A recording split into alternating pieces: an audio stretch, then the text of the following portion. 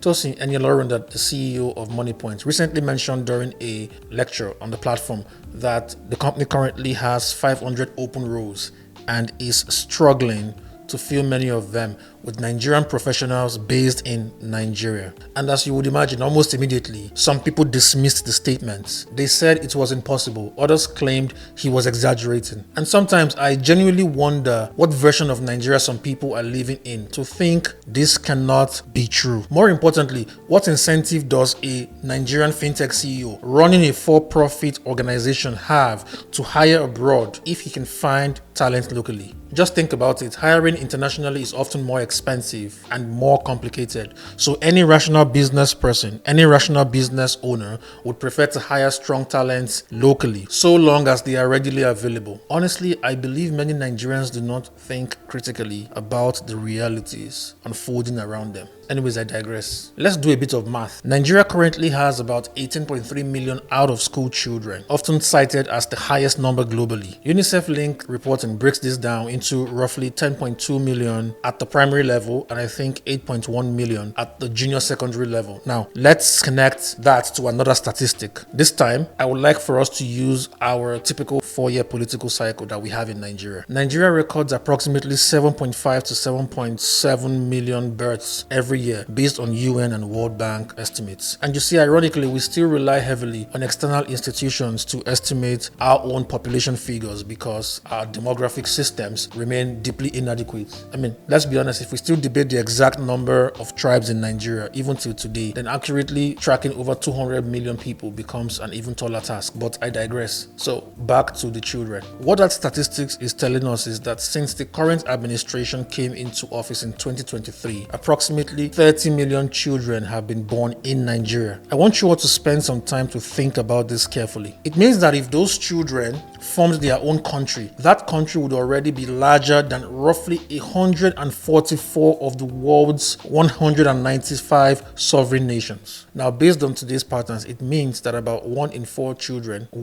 Nigerian children are out of school. So if current conditions persist, from those 30 million Nigerian children born since 2023, roughly 7.5 million could end up outside of the education system. That should sound very alarming to anybody paying attention. Okay, let me put it this way. If those 7.5 million out-of-school children born within the last 4 years became their own country, they would already have a larger population than approximately 91 out of 195 sovereign nations in the world today. I don't think many Nigerians fully grasp the enormity of this. We're saying about 25% of Nigerian children are currently out of school, and even among the 75% who make it into school, another concern emerges. The World Bank uses something called the Human Capital Index, which measures how much of a child's potential productivity they are expected to achieve under the country's current education and health conditions. In the last report, Nigeria currently scores about 0.36. So what does 0.36 mean? It means that a child born in Nigeria today is expected to reach only 36% of their potential productivity under present conditions. So if for some reason you think Tosin's comment about talent shortages are concerning now, just imagine what happens after another 4 political cycles.